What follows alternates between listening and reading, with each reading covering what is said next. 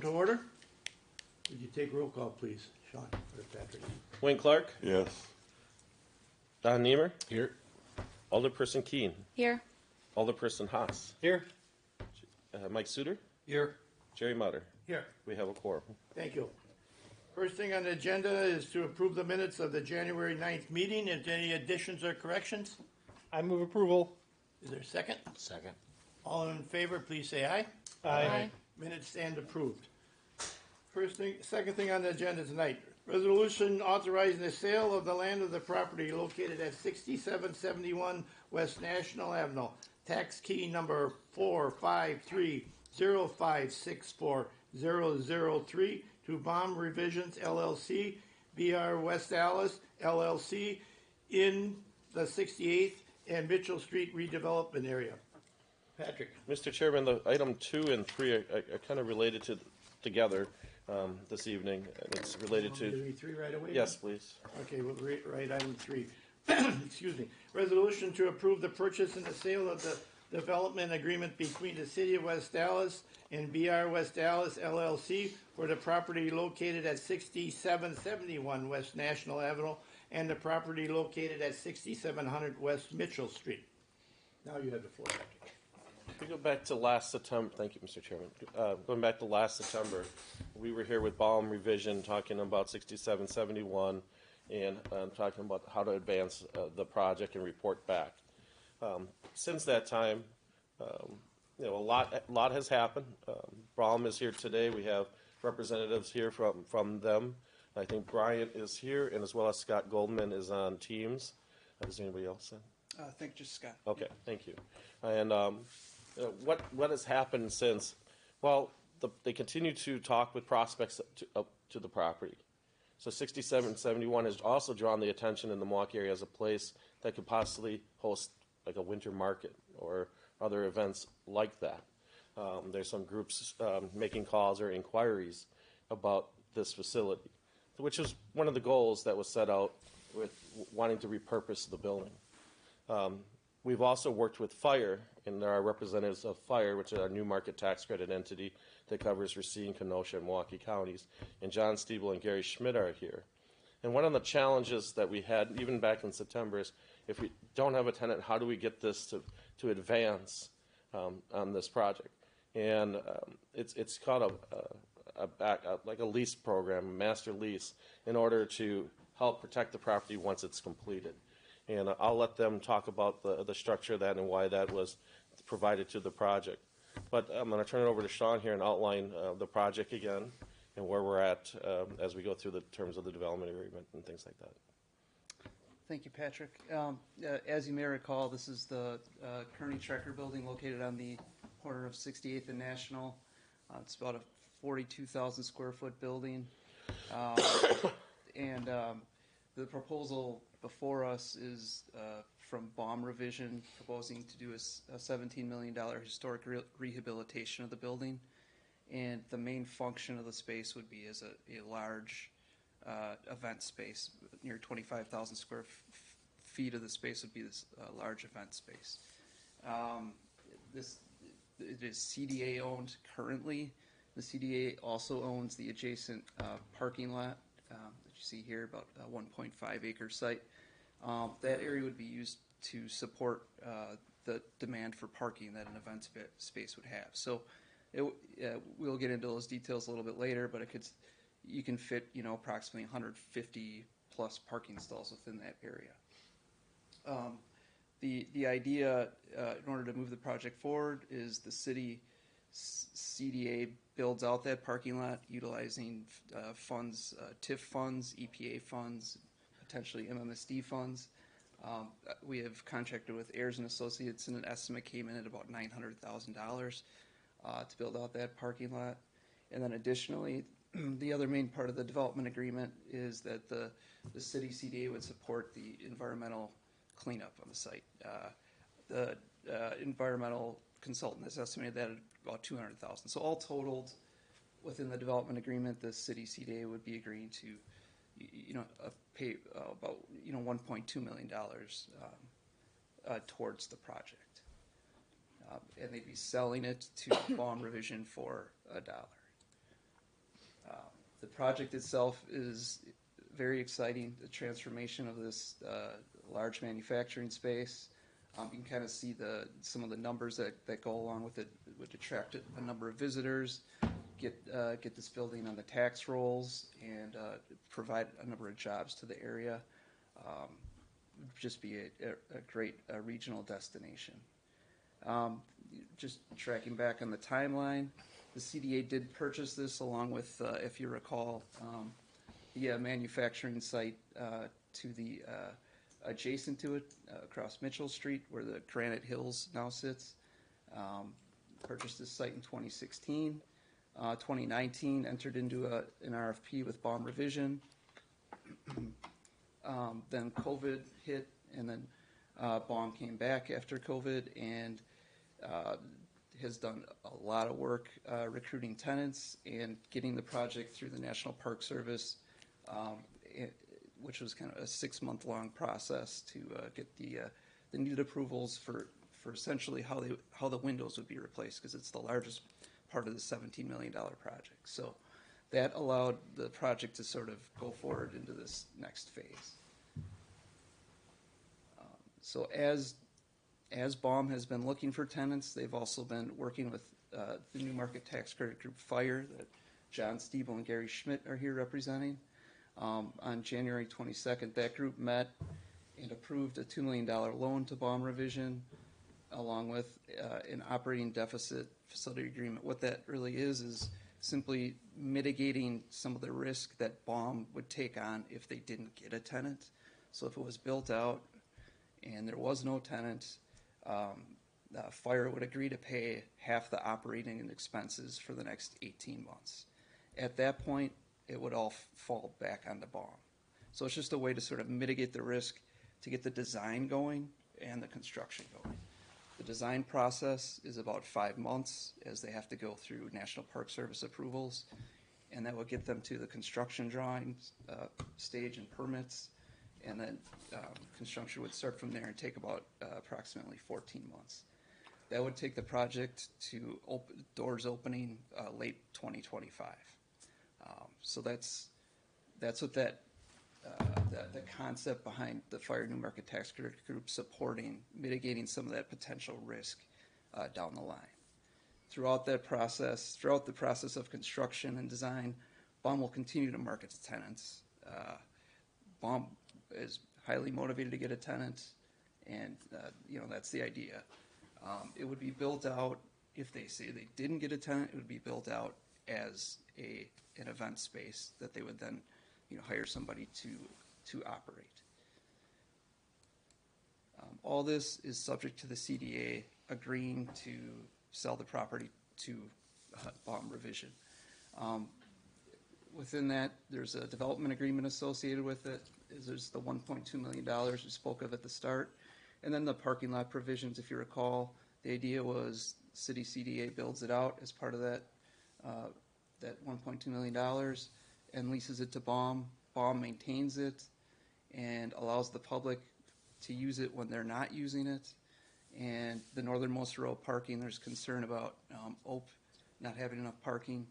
And Baum has met with OPE and worked with them, and John and OPA actually sent an email that he's supportive of the concept of them getting that. It's anywhere from, it looks like it could actually be 18 stalls along the very north portion of the parking area. You can kind of see it broken out here. So it's 139 stalls for the main parking area, and then approximately 18 that would go to OPE. The CDA would just enter into a simple lease agreement with OPE for those 18 stalls. This is just the estimate from Ayers and Associates related to the parking lot. General floor plans are, this is the main sort of open portion of the building.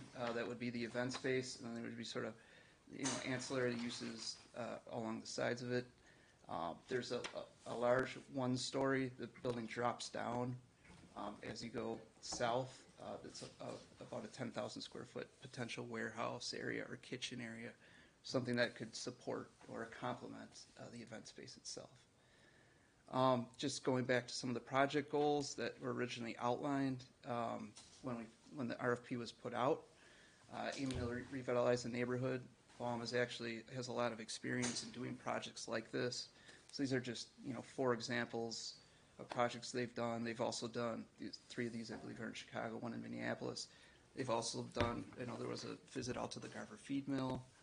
So they are very pointed in what they do.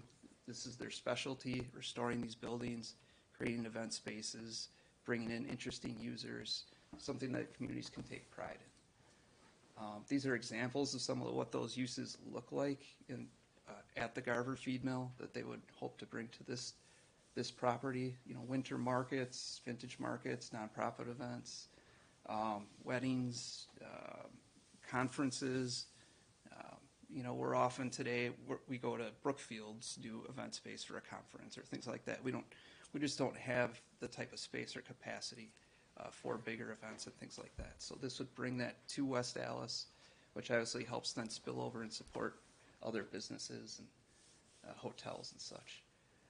And we were looking to leverage partnerships when we put out the RFP. This project defines leveraging partnerships. We have Baum Revision, Fire, Newmarket Tax Credit Group, BPA would support the parking lot construction. National Park Service with the historic tax credits. WEDC may assist with a CDI grant. And then obviously West Allis being the current property owner. This is the capital stack that you see here. This might be a good time to transition to Fire and Baum if they have anything to add to this, but it's a $17 million project.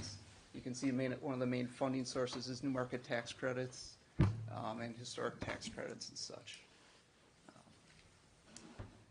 I don't know if Bryant or John, if you'd like to add anything or. Excuse me, just a quick comment. Nice to be back, by the way. I haven't been here for a few years. Good to see you all. Just wanted to mention that Sean has articulated well about Fire's commitment to this project and how much resources that we're putting into it. This is certainly an iconic building to the community and to the metro area. And the nice thing about this building, it doesn't compete with anybody else. It's the scale in this area. And so we've put a lot of resources into it, and we're going to put more into it to make this thing work. If that's something that the city wants to do, we're sponsored by the city of West Allis, so we'll look at the city to see what they want to have done. Service areas, Milwaukee, we're seeing in Kenosha counties, and that's where we do our projects in the Warren County, all those areas. So we certainly want to be able to support the city of whatever the city wants to do. Yeah, I mean, I think Sean, Patrick, and John did a great job of summarizing kind of the project. I think we've met before, so again, I'm Brian Scott's on the call here. Here to really answer any questions that you have. We've been working very hard on this amazing project, amazing building. We're absolutely in love with it. That's why we continue to work very, very hard and diligently to get this thing started. We're hoping tonight will be kind of that next milestone to just keep moving forward. It's been a lot of efforts to date, but great projects I've learned take great patience, and this one is no exception. I mean, the response that we're certainly getting from those that we talk to, whether it's the lenders or the community, has been outstanding. So we're extremely optimistic that this is going to be everything and more that we had hoped it would be. We're really anxious to go, and I think that's kind of the exciting development now. Working with Fire and certainly with Patrick and Sean advising as well too, is that we're kind of at a point where we can start to really move forward, finishing the design and getting under construction, which is as John or Sean laid out. The process that we would like to start the construction this summer, if we're able to keep proceeding through tonight and through the next couple of things that we have to take care of. But we're here to answer questions. This is going to be a phenomenal project. It's an architectural jewel, and we want to add it to what we do because it's consistent with the kind of impact that we try to do in the communities we work with. Happy to talk about some of those projects. I think Sean did a great job of highlighting some of the stuff that we've done at Garver, which is won all sorts of awards. One of our tenants was just named in National Geographic as the best of. I just did a survey the other day of our tenants, and we're now upwards of 160 employees within the building, far exceeding our expectations with over 250,000 visitors a year. And that's at a scale that's probably half the size of what this building will be in terms of an event venue. So we have high expectations, and we just appreciate the collaboration that the city has put forth already. It's been really a great community to work with. Patrick, Sean, John as well. I just can't say enough about how it's been just a great process so far for us, and everyone just trying to work collaboratively to get this thing done. And we're excited to keep moving forward. So any questions you have, we'll do our best to answer tonight or afterwards. I got a question for you. Yeah. Sean mentioned that you did one in Minnesota also?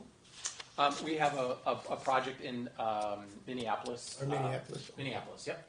It's not as featured as an event venue. It's a multi-tenant building, but similar in many respects that it's a community or a community of tenants, various different organizations in a historic building. It does have some community elements to it. So for example, a brewery that attracts a lot of people, space that hosts a lot of events. So it's definitely very close to some of the design elements of a project like this. Is the building about the same size or larger or smaller? Roughly. It's rough. I think it's bigger. Is that right, Scott? St. John's? Yeah. The event space that's in Minneapolis is part of a multi-tenant building. It used to be a mattress factory. And so there's two buildings and structures, and the building that contains the event space and the brewery is about 60,000 square feet in total, and there's some other tenants in there. But I think the relationship between that building and this building could be exhibited in, these historic buildings like this, they have a soul and an identity that can't be replicated with new construction, which is what makes them really special. And this building in particular really personifies that. I mean, it's got this steel structural system on the internal building that's really special and going to be very, very powerful and cleaned up. And obviously those windows are magnificent. And, the relationship with the brewery and kind of all the stuff you guys have created and nurtured in the sub-market are going to really be cohesive and work together like we've seen in our other projects. And so that's what we anticipate here. Okay, thank you. Yeah. Any other questions? One of the things we want to talk about, thanks, Brian, is the TIF district. And I clicked something here. And, one of the unique things is this project leverages other funding sources. So yes, there is TIF dollars that will be going into the parking lot construction, but the new markets and the historical credits provide a large hunk of the financing for the overall development. Therefore, the TIF would have the ability to close at least by 2028. So we're adding tax base quickly to the site, and we're getting a space that's going to generate other economic input besides just the footprint of the building. I did a quick review of the Gauge with some new data program we have, and I was able to identify Home2 Suites and NBC Suites in Brookfield as places where people are coming from to go to the Gauge. So room nights, right? And room nights equal room tax dollars. So there's other economic benefits that this project could generate for our city. We showed some great pictures of events that are held at the Garver Feed Mill in Madison. That could be similar here. And as I started the conversation, the winter market, putting West Dallas into that conversation for such a unique thing, and it continues our success of our normal summer farmers market. But looking at how this could advance and provide the big vision that we want in the city, this is that unique building. I think I could count maybe 20 times, maybe more, how many times people have told me, I wish Sue Shar's building was still here. Everybody, the one that was on 70th Street was a diner, etc. We could tear this down and work towards a multifamily type of development, and that is an option. Right, we're seeing success with people interested in building multifamily here. We know the market right now is kind of flat for office space. Maybe it's a commercial use that could go in this space, but that's kind of what we would see in anywhere USA in perspective. And this is something that would make this corridor a destination. One of the early things that we did was look at the Oak Brewery site for multifamily. and we decided to sell the building because we needed to create a unique space for people to come. And that's what the CDA decided. We did some creative financing, but Oak Brewery now is the best, per Shepherd Express, the best tap room in the Milwaukee area. And it's here in West Dallas bringing, I would say, thousands of visitors a week to our community. And here's a chance where we could do that. Now, if we tear it down, yes, multifamily, we could work to do other development. There's going to be other financial impact. As we're seeing, like we did with Three Leaf, it's 27 years of TIF to help bridge that gap with interest rates and getting the necessary returns today. I'm not saying that's not an option, but it's definitely a lot more financially challenging. And this project, I think, would have the impact that we're looking to get into this neighborhood and build on that consistency of what we see with Makers Row, the Farmers Market in the West, and Sona, etc. Tonight, we would ask the CDA to approve the sale of the land and the development agreement for the project. Now, the sale does not happen until the new market tax credit aspect closes. So all the financing has to come in together when this happens. It's not like we sell them the land and then we wait. We still have to wait for all the financing to come together, but we need to get going on the architectural element of this and get it designed, get the plans done, get the National Park Service approving the plans. And then, in order to get development going by this fall on the site. We had the public hearing last September, and we completed that aspect of it, but we held the sale and we held the development agreement. So that is, as staff, what we're asking tonight for the CDA is to approve the sale to help advance this development project. I'll gladly answer any questions you may have. Mr. Chair. Go ahead, Alderman Kevin. Yeah, I applaud everybody for coming through on this, especially Fire for stepping up and finding a way to make this happen and to continue on this, and our staff for not giving up. I think that you're seeing what our committee wants, our commission wants. Wait, we're an authority. What our authority wants, we're authoritarians, as I'm often reminded. And we want to see something happen here. And you're looking for new and thinking outside the box for a way to make this happen. I value that. I appreciate that. Mr. Chair, Go ahead, Alderman King.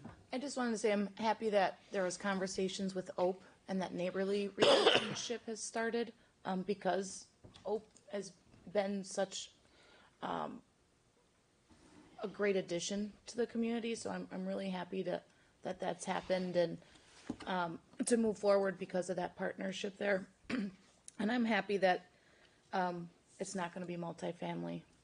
I like the building. I love the windows. I love the history of it.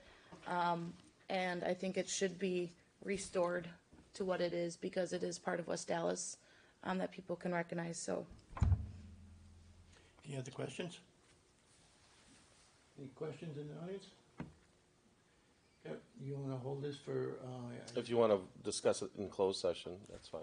would you like to hold this for just a verbal hold for closed session, or you want to vote on it now? Closed session, please. Okay, we'll hold it for closed session. Thank you. We go to item 4. Resolution to approve professional service contract with Environmental Service GAZ Geo Environment Incorporated for case closures requirement relating to the redevelopment 1960 South 67th Place, Glen Ryder, and 1501 South 83rd Street, Element 84, in the amount of up to $20,300. Patrick? Mr. Chairman, this is a unique situation. Our consultant that was working on these items left the firm, and I have not received any comment or communication from the firm was Arcadis. And the person familiar with this work is now at this GSA and has submitted a scope to get the work completed. Now, I did reach out to other environmental firms that said it'd be easier to have somebody that knows the issues to get it done versus paying for somebody to relearn and redo everything, etc. So we have obligations at 1960 South 67 Place to complete the closure request. That was part of the development agreement. So we're getting quarterly notices from the DNR that, hey, you got to get this done, as well as for 1501 South 83rd Street. So we're recommending a contract with GIZA I think that's what it's pronounced, GZA, Geo Environmental Services, to help get these things completed that are required by the DNR. Go ahead, Don. Did we pay Arcadis any money? We paid up to a certain level. They didn't, like, for the work that still needs to be done. They did some initial stuff and then stopped. Do we have a product from them? There are things that are filed, but not completed with the DNR. Are we seeking remedy from them? We have not explored that yet. Thank you. Any other questions? I move approval. Is there a second? Second. And move approval in a second.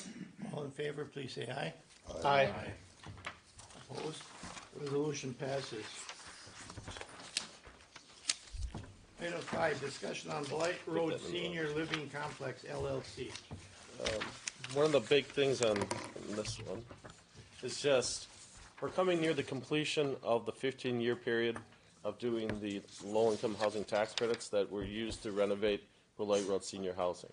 And the conditions that we laid out in the development agreement, the city officially owned Beloit Road, and then we put it into another development company to apply for the tax credits. So on paper, we're the manager and a small owner of the site, but we have the option to take the property back at the end of 15 years.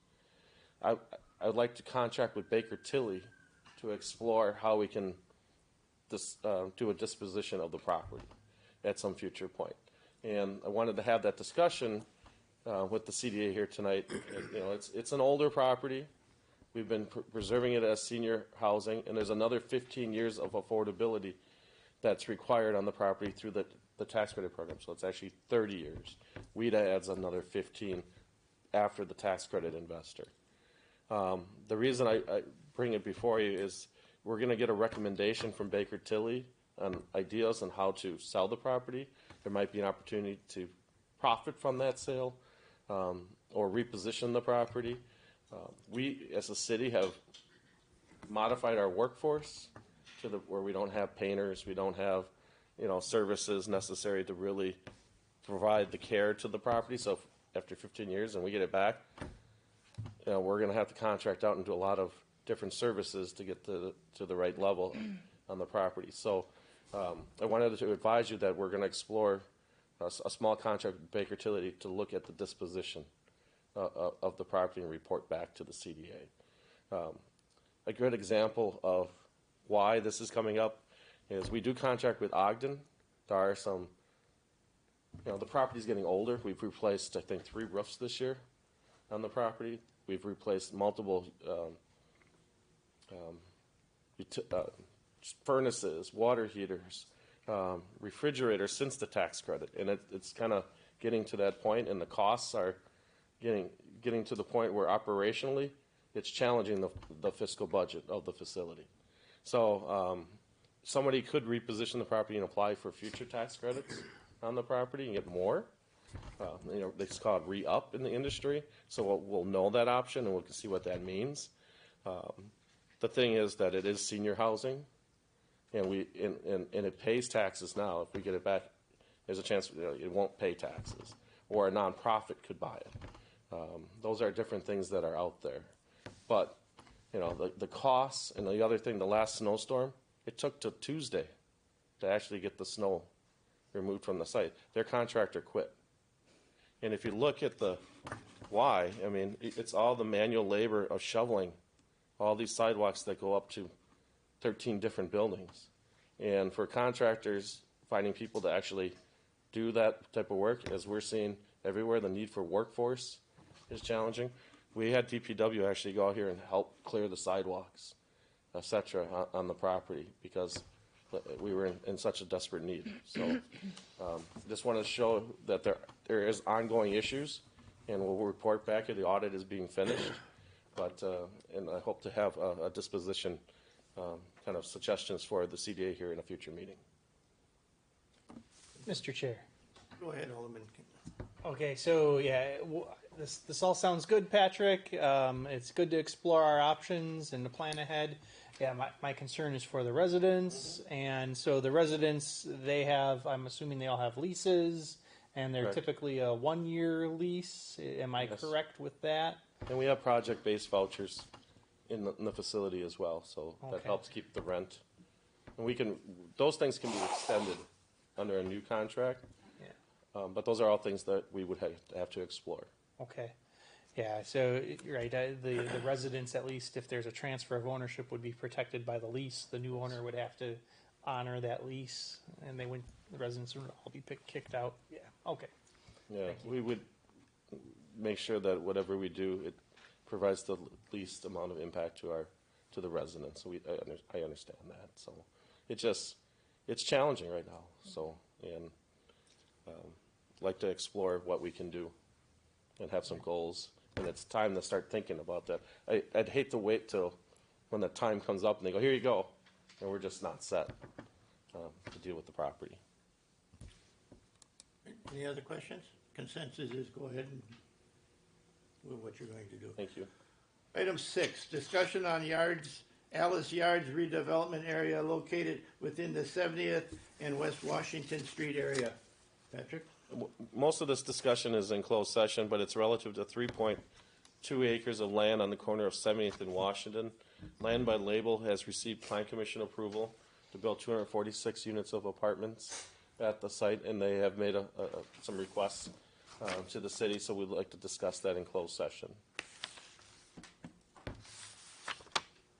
Any further questions? Not, we'll go to item number 7, discussion relative to lot number 4, Sona of the 6 Points Farmer Market redevelopment area. Patrick? Mr. Chairman, we received a development proposal from Mandel for Lot 4, which is just south of the Sona Apartments at Sona 2. I think that's also gone to Plan Commission, received approval, and we've met with them and received a pro forma and a financial request, and we'd like to discuss that as well in closed session. All right. We'll go to item number 8, consideration relative to the report on redevelopment initiatives. Patrick? Don't necessarily have anything on here. Do you have anything? No. Any questions? Does the board have any questions? The commission. Go ahead, Alderman. No, we're authority. We're an authority. Okay. Burger King's not on this list, right? Well, it's the Highway 100 corridor. Is it? So Burger King has been raised. We can talk about how great we are. Good job. Yeah. The Burger King was raised, which is great, and now we'll probably green it over and have a much more appealing site. Took They- them hours to They tear do it down. have it listed. Hours. Oh, really? Yeah. One day, just One one day. bulldozer, it just fell. They do have it listed for sale. Okay. I think the last I remember it was $650 for the site. And to be able to submit an offer, you have to agree to a letter of intent. That letter of intent spells out various types of businesses that they would be willing to. Well, it cannot be one of those businesses in order to accept an offer on the property. So anything chicken related, no. Anything fast food related, no. They don't even have a Tim Hortons in the state that sells coffee, but no coffee sales. So it gets into the weeds a little bit. I don't want to get into it. I have a copy of it. It's kind of discouraging in a way because they sat for so many years with nothing going on the property and then executed their right to buy the site and then sell it, but then turn around and say, well, this is who we'll sell it to, essentially. So they kind of control the site's ultimate destiny other than zoning. Right. So we think it's a great commercial site, maybe a multi-tenant site.